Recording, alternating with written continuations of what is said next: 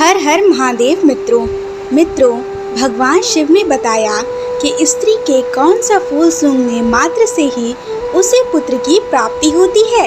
एक समय की बात है, भगवान भोलेनाथ कैलाश पर्वत पर बैठे हुए थे।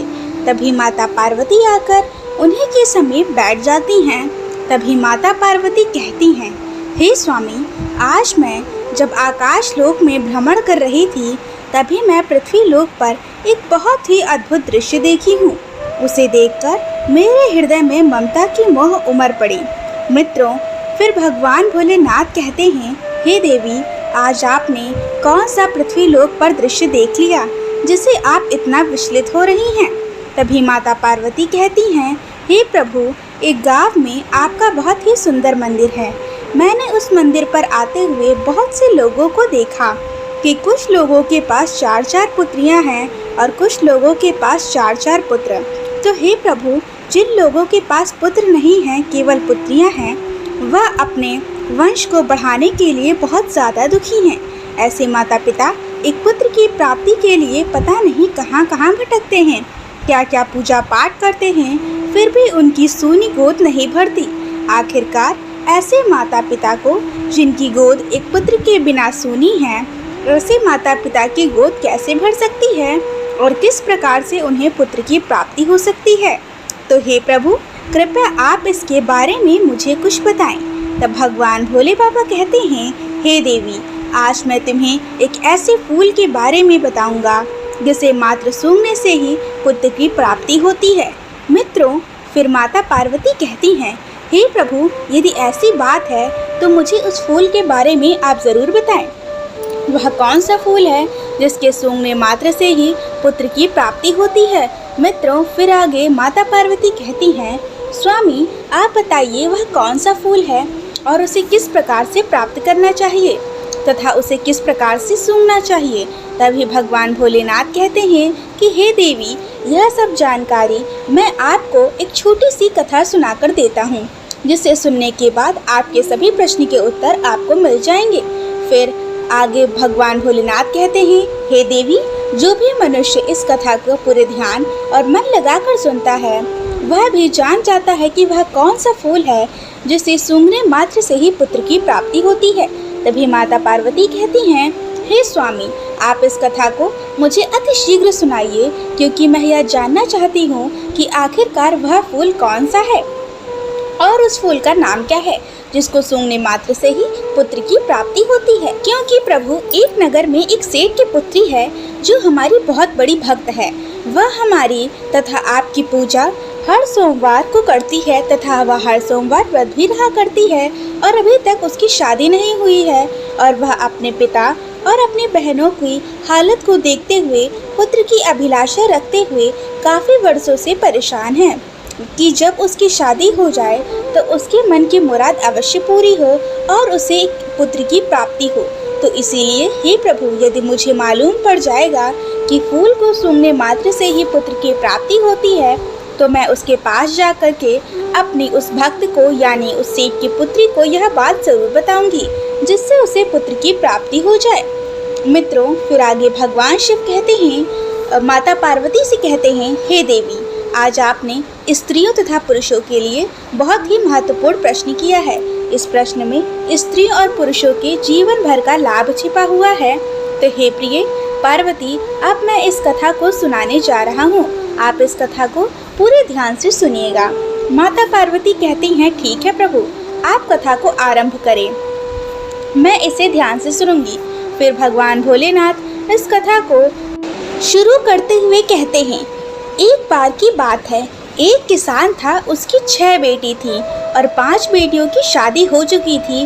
6वीं बेटी, जो माता पार्वती और भगवान शिव की उपासक थी, उसकी अभी शादी नहीं हुई थी। वही जिन 5 बेटियों की शादी हुई थी, उन 5 बेटियों को पुत्री थी, किसी को पुत्र नहीं था। 6वीं, जो सबसे छोटी थी, अभी तक उसकी शादी नहीं हुई थी। किसान इस बात को लेकर बड़ा चिंतित रहता था कि अभी तक 5 बेटियों को कोई पुत्र नहीं हुआ है, लगता है 6वीं बेटी को भी कोई पुत्र नहीं होगा। साथ ही किसान के मन में एक विचार और आता है, और वह चिंता में रहता है कि ना तो मुझे ही पुत्र की प्राप्ति हुई, ना ही मेरी 5 पितरों को ही पुत्र की प्राप्ति हुई, और 6वीं पुत्री की शादी होने के बाद भी इसे भी कहीं पुत्र की प्राप्ति नहीं हुई, तो मैं संसार में कैसे मुंह दिखाऊंगा। लोग पता नहीं मेरे बारे में क्या सोचेंगे। वही वह किसान जो था, जब भी जंगल में काम करने जाता था तो अपनी मदद के लिए अपनी सबसे छोटी बेटी को भी अपने साथ लेकर जाता था। एक दिन किसान को काम करते समय ज़्यादा हो गया और धूप निकल आई, गर्मी पड़ने लगी।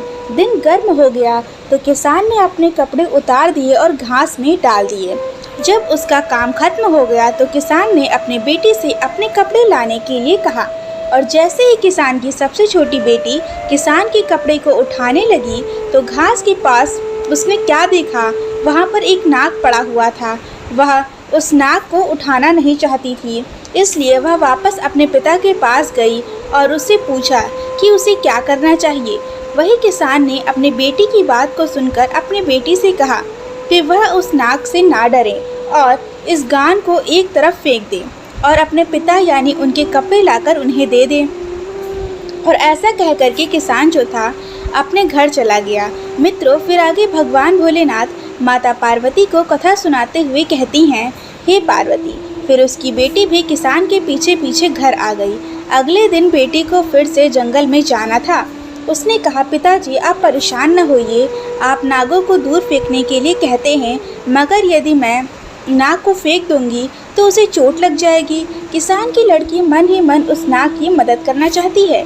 वही अपनी छोटी छोटी बेटी की बात को सुनकर किसान ने कहा कि मुझे मेरे कपड़े लाकर दो, आगे तुम्हें उस नाग के साथ कैसा व्यवहार करना है यह तुम जानो। इस प्रकार किसान की बात सुनकर के किसान की छोटी बेटी उस नाग के पास आई और फिर जंगल में वह नाग उसे मिल गया। लेकिन उसने उस नाग से कहा, हे मेरे प्रिय छोटे भाई, क्या तुम लेटने के लिए मुलायम जगह चाहोगे? वही नाग ने किसान की पुत्री की ओर उज्जवल और मैत्रीपूर्ण आंखों से देखा, मानो वह कुछ कहना चाहता हो। इसीलिए किसान की लड़की ने उस जहरीले नाग के भाव को समझकर कि कुछ खरपतवार इकट्ठा किया और उस नाग के लिए एक अच्छा सा नरम जगह बना दिया और फिर उस नाग से कहा कि तुम इस नरम जगह में लेट जाओ। फिर जैसे ही किसान की लड़की ने उस नाग को उस जगह पर लिटा आया तो वह नाग किसान की लड़की से कहने लगा और उससे पूछा, क्या तुम मेरी सेवा में आना चाहोगी? मैं जानता हूँ तुम्हारे पिता बहुत ही गरीब हैं और वह मुझे दूर फेंकना चाहते थे क्योंकि उनके कपड़े में मैं उन्हें मिला था, क्योंकि मैं गर्मी से बहुत परेशान हो रहा था, इसीलिए तुम्हारे पिता के कपड़ों में बैठ गया। तुम बहुत अच्छी लड़की हो, मैं तुम्हें पसंद करता हूँ। तुम केवल बस हर दिन लगभग कुछ घंटे मुझे अपने साथ घुमाने के लिए ले चला करो। इसके लिए मैं तुम्हें रोज़ाना बहुत सारा धन दूंगा, मजदूरी और खाना पीना भी दूंगा। यदि तुम 3 बरस तक ऐसा करो तो मैं जादू से छुटकारा पा लूँगा, क्योंकि मैं एक जादुई राजकुमार हूँ और फिर राजकुमार बनते ही यानी अपने असली रूप में आते ही मैं तुम्हारे साथ विवाह भी कर लूँगा। मित्रों, फिर आगे भगवान शिव कहते हैं, हे देवी। वही नाग की बात को सुनकर वह लड़की तैयार हो गई। लड़की ने कहा, मैं आपकी सेवा करने के लिए तैयार हूँ, आप जैसा कह रहे हैं मैं वैसा ही करूँगी। तो नाग ने कहा, फिर कल इसी समय पर तुम आ जाना। और फिर वह लड़की वापस आने का वचन देकर अपने पिता के कपड़े लेकर घर वापस आ गई और वही रात को खाना खाने के बाद सो गई। फिर जब सुबह उठी तो उसने अपने पिता किसान से कहा, पिताजी आपके कपड़े मैंने लाकर आपको दे दिए। अब तक मैंने अपनी और आपकी गरीबी देखी है। मैं काफ़ी समय तक घर पर रह चुकी हूँ। अब मैं दुनिया में अपनी किस्मत आजमाने जा रही हूँ। आप मुझे जाने की अनुमति दें, कृपा करें। मित्रों, उधर वह किसान अपनी लड़की को कहीं भी भेजने की अनुमति नहीं देना चाहता है, क्योंकि वह लड़की नाग को वचन देकर आई थी। इसलिए उसने अपने पिता से कहा, चाहे उसे भीख ही क्यों ना मांगनी पड़े, मगर अब मैं भाग्य को बदल कर ही रहूँगी। और ऐसा कह करके किसान की लड़की जो थी वह जंगल में चली गई। वह जंगल में गई और जल्द ही उसे ही वह नाग मिल गया।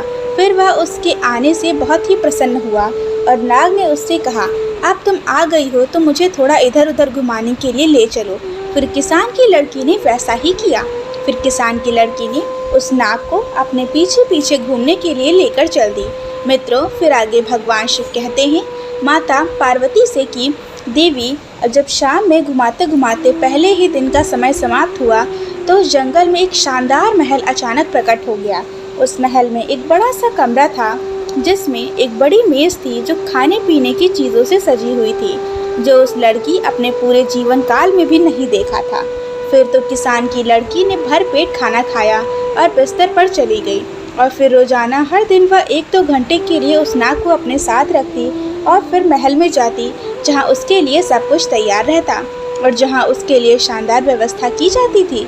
मित्रों, फिर आगे आगे भगवान भोलेनाथ माता पार्वती को कथा सुनाते हुए कहते हैं, हे देवी, इस प्रकार धीरे धीरे 1 वर्ष बीत जाने के बाद किसान की लड़की ने उस नाग से अपने पिता से मिलने की अनुमति मांगी। तो नाग ने कहा, तुम्हारी इच्छा अपने पिता से मिलने की है तो जाओ मिल आओ और अगले दिन वापस लौट आना। और फिर नाग इस शर्त पर सहमत हुआ कि वह तुरंत लौट आएगी। इस प्रकार किसान की लड़की ने अपने पिता और अपनी बहनों के लिए सोना और अन्य कीमती चीज़ें ले ली और अपने घर चली आई। जब वह अपने खजाने के साथ अपने पिता के पास पहुंची तो उसके पिता और उसकी बहन जानना चाहती थी कि यह सारा सामान उसे कहां से मिला है और इसका मालिक कौन है, लेकिन उस लड़की ने कुछ भी नहीं बताया क्योंकि नागराज ने उसे ऐसा करने से मना किया था। यहाँ तक कि किसान और उसकी 5 बेटियों ने उसको बहुत ज़्यादा मारा पीटा, लेकिन उसने कुछ भी नहीं कहा। और वही अगले दिन वह लड़की उस नाग के पास वहाँ जंगल में वापस चली गई और फिर उस नाग को हर दिन 1 या 2 घंटे तक घुमाने ले जाती रही। इसी प्रकार दूसरे वर्ष के अंत में एक बार फिर वह अपने पिता और बहन के से मिलने के लिए गई और इसी प्रकार तीसरे वर्ष के अंत में भी मिलने गई। वही जब किसान की लड़की तीसरी बार नाग को छोड़कर अपने पिता और अपनी बहनों से मिलने आई तो जाने से पहले नाग ने कहा था कि आज तुम तुरंत लौटकर आना, कल तक नहीं रुकना। और इस प्रकार लड़की अपने वचन देकर उस नाग को छोड़कर चली गई। और इधर जब वह लड़की अपने पिता के पास पहुंची तो उसके पिता और उसकी बहन ने इस बात पर जोर दिया कि जो वह धन अपने साथ लेकर आती है, सोना चांदी आदि, उसका असली मालिक कौन है और वह किसके यहाँ पर काम करती है। वही उस लड़की ने अपने पिता और अपने बहन को कुछ नहीं बताया तो किसान ने उसे घर से बाहर जाने देने से इनकार कर दिया। वही किसान की बेटी ने किसी तरह से अपने आप को बाहर जाने का रास्ता निकाल लिया। आखिरकार उसने जोर लगा करके खुद को अलग कर दिया, लेकिन जब तक वह जंगल में लौटी तब तक बहुत देर हो चुकी थी। नाग अब वहाँ पर नहीं था। मित्रों, दुख की बात यह थी कि उसने हर जगह देखा लेकिन वह महल सब कुछ गायब हो चुका था और नाग भी वहाँ से गायब हो गया था, क्योंकि जब वह दूर थी यानी अपने पिता के घर में थी तो उस नाग के 3 वर्ष पूरे हो चुके थे और 3 वर्ष पूरा होने के बाद जादू टूट चुका था और वह नाग वापस एक राजा के रूप में बदल गया और वह फिर अपने राज्य को वापस चलाने लगा। उधर उस नाग को जंगल में ना पा करके वह लड़की बहुत परेशान होने लगती है और सोचने लगी, शायद मेरे पिता और मेरी बहनों ने मुझे घर पर ना रोका होता तो शायद आज वह नाग मेरे पास होता। फिर तो लड़की ने उस नाग को दुनिया भर में खोजने का फैसला किया और ढूंढते ढूंढते रास्ते में वह जंगल में एक झोपड़ी के पास पहुंची जहां पर एक बूढ़ी औरत रहती थी। फिर उसने रात के लिए आश्रय मांगा और बुढ़िया को सारी बात बताई। फिर बुढ़िया ने उसका मित्रवत ढंग से स्वागत किया और अगले दिन बुढ़िया ने 3 सेब दिए और उसने उसे बताया कि पहले सेब में एक सोने की तकली है, दूसरे सेब में सोने की सूत की रील है और तीसरे सेब में एक सुनहरा चरखा है और उसे बताया कि वह सबसे पहले किससे मिलेगी और उसे क्या करना है जिससे वह राजा तक पहुंच सके। वही लड़की ने मित्रतापूर्ण वृद्ध महिला को धन्यवाद किया और वहां से आगे बढ़ गई। इस प्रकार किसान की लड़की ने तीनों सेब को लेकर के आगे निकल पड़ी। इस प्रकार कई दिनों में बहुत दूर तक चलने के बाद जब वह एक कांच के पहाड़ पर पहुंची तो वह नहीं जानती थी कि वह इसे इस प्रकार पार कर सकती है। पहाड़ बहुत ज़्यादा फिसलन वाला था, जिससे कि वह हमेशा नीचे की ओर फिसलती थी। अंत में उससे कुछ ही दूरी पर एक लोहार दिखाई देता है। वह उसके पास में गई और अपने हाथ और घुटनों में घोड़ों की नाल बांध ली और पहाड़ पर चढ़ गई। इसी प्रकार पहाड़ को पार करने के बाद उसे एक महान नगर दिखाई दिया। वहाँ राजा रहता था। मित्रों, यह वही नाग था जिसे वह प्रतिदिन इधर उधर ले जाती थी। इधर वह राजा जो था वह पहले से ही शादीशुदा था। उसकी एक खूबसूरत पत्नी थी। ज़्यादा समय हो जाने की वजह से वह नाग अब राजा में बदल गया था, तो उस किसान की लड़की को भूल गया। इधर नाग से बने राजा को कोई संतान नहीं थी, मगर उसकी जो रानी थी वह अपने राजा की सारी संपत्ति अपने परिवार वालों को दिलवाना चाहती थी, क्योंकि उसे राजा से ज़्यादा अपने परिवार वाले से ज़्यादा मोह था। उधर राजा भी पुत्र के ना होने से बहुत ज़्यादा चिंतित था।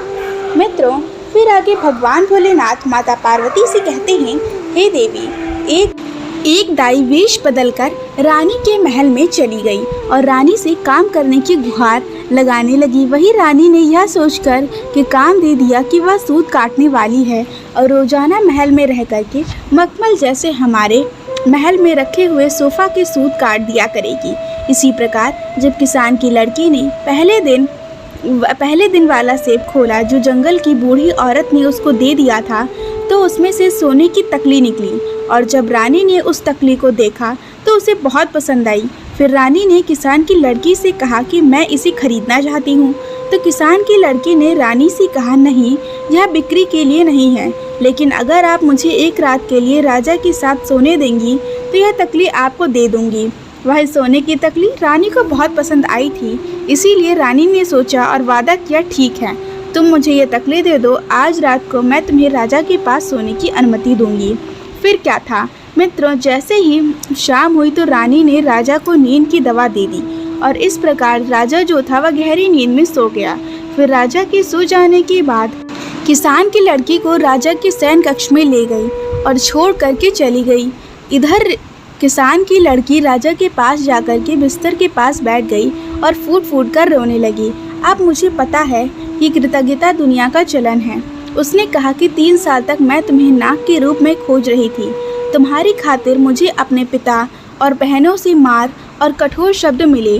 कांच के पहाड़ पर चढ़ने के लिए मेरे हाथों और घुटनों में घोड़ों की नाल बांधी गई और अब तुम सब कुछ भूल गए हो कि आपने मुझसे शादी का वादा किया था और यहाँ तो आप अपने पत्नी के साथ सुखपूर्वक जीवन बिता रहे हैं। आपने मेरा बिल्कुल भी इंतज़ार नहीं किया। राजा नींद में था क्योंकि रानी ने उसको नींद की दवा खिला दी थी ताकि वह उस किसान की लड़की की बात नहीं कर सके। इस प्रकार किसान की लड़की अपनी बात बोलती रही मगर राजा सो रहा था और उसको कोई जवाब नहीं दिया। किसान की लड़की यही सोचती रही कि राजा मेरी बात को सुन रहा है लेकिन कोई जवाब नहीं दे रहा है।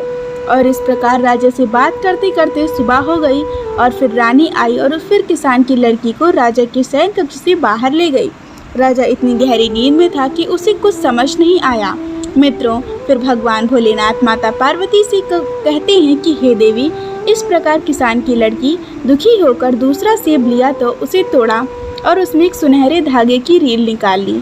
फिर जब रानी ने उस रील को देखा तो उसने उसकी बहुत प्रशंसा की और लड़की से उसे बेचने के लिए कहा।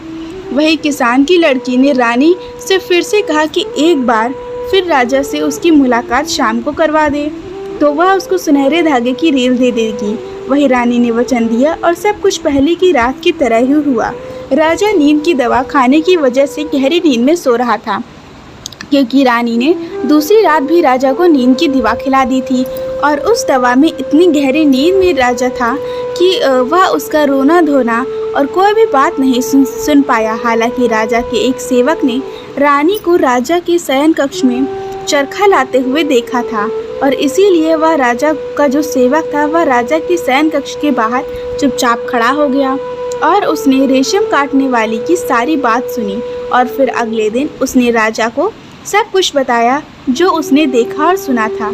मित्रों, फिर आगे भगवान शिव देवी पार्वती से कहते हैं कि रानी ने इस प्रकार जब राजा को मालूम पड़ गया कि जब मैं नाग था और वह एक लड़की ने जो किसान की लड़की थी उसने मेरी बहुत सेवा की और मैंने उससे शादी का वादा किया था, आज वह मुझे ढूंढते हुए महल तक आई और मुझे उससे मिलना चाहिए। मित्रों, लेकिन राजा क्या कर सकता था। सुबह होते ही रानी जो थी उस किसान की लड़की को राजा के शयन कक्ष से बाहर ले गई। इधर तो राजा किसान की लड़की से मिलने के बारे में सोच रहा था और उधर किसान की लड़की ने अपना आखिरी सेब खोला तो वह सूत के चरखे वाला था। वही जब रानी ने इस बार सुनहरा चरखा देखा तो उसने कहा यदि वह उसको सोने का चरखा दे दे तो वह इस रात को भी राजा के साथ उसे सोने देगी। वही किसान की लड़की मान गई और उस शाम रानी ने एक बार फिर अपने राजा को नींद की दवा दी। लेकिन इस बार राजा सचेत था, क्योंकि इस बार सेवक के द्वारा उसे सारी बात मालूम पड़ चुकी थी।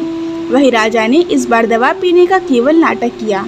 उसने चुपके से दवा को नीचे फेंक दिया और फिर लेट गया और सोने का नाटक करने लगा। वही जब राजा सो गया तो रानी जो थी किसान की लड़की को यानी सूत काटने वाली को राजा के शयन कक्ष में लाकर ले आई। लड़की उदास होकर के राजा के बिस्तर के पास गई और वहीं पर खड़ी होकर फूट फूट कर रोने लगी और कहने लगी, अब मुझे पता चला है कि कृतज्ञता दुनिया का चलन है। 3 साल तक मैंने तुम्हारे नाक की तरह तुम्हारी खातिर तुम्हारे अपने पिता और बहनों की कठोर मार और शब्दों को सहा है। काश के पहाड़ों पर चढ़ा है, मेरे हाथ और घुटनों पे घोड़े की नाल लगाई गई है और तुम यहाँ सब कुछ भूल गए हो और रानी के साथ सुखपूर्वक जीवन व्यतीत कर रहे हो।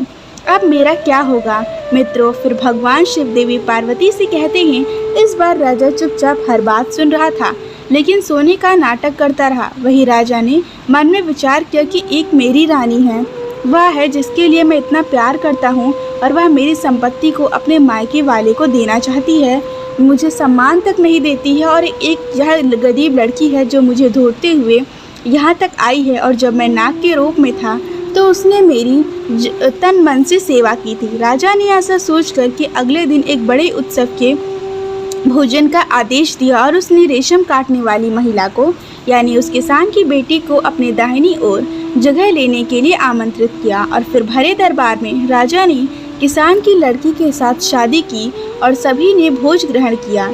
वही शादी होने के बाद में पहली रात को जब किसान की लड़की सो रही थी, वह लक्ष्मी जी की उपासक थी और पुत्र की कामना मन में लेकर कि रात को सो रही थी। उसी समय लक्ष्मी जी उसके सपने में आई और उसने कहा, बेटी तुम चिंता मत करो, आज मैं तुम्हें एक ऐसे फूल के बारे में बताती हूँ जिस फूल को मासिक धर्म पूरा होने के बाद जो भी स्त्री इस फूल को सूंघ लेती है और सूंघने के बाद में मिलन करती है और जब गर्भधारण होता है तो निश्चित ही उसे पुत्र की प्राप्ति होती है।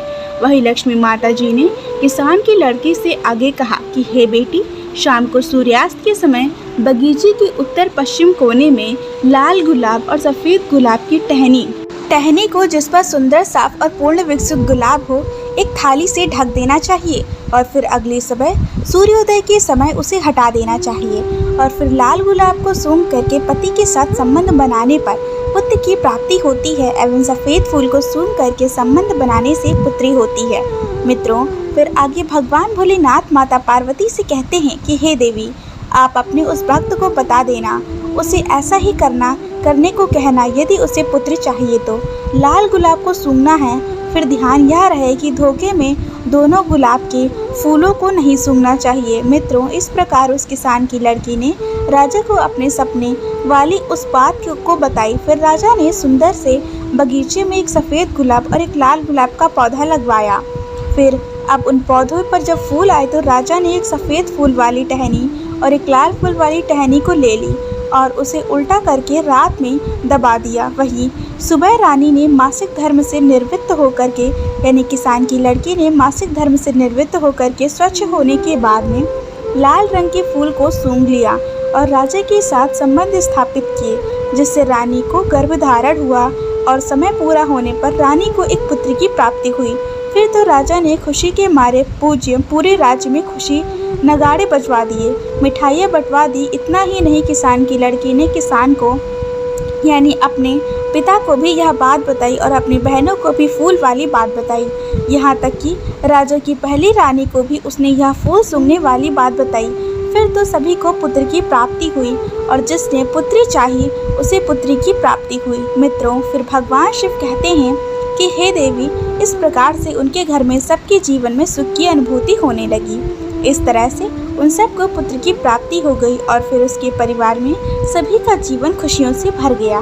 दोस्तों, अगर यह कहानी आपको पसंद आई हो तो वीडियो को लाइक करें, चैनल को सब्सक्राइब करें और अगर इस कथा को सुनाते वक्त मुझसे कोई त्रुटि हुई होगी तो इसके लिए मुझे क्षमा करें। और ऐसे ही ज्ञानवर्धक और वास्तु टिप्स जानने के लिए हमारे चैनल के नोटिफिकेशन बेल को क्लिक करें और कमेंट में हर हर महादेव ज़रूर लिखें।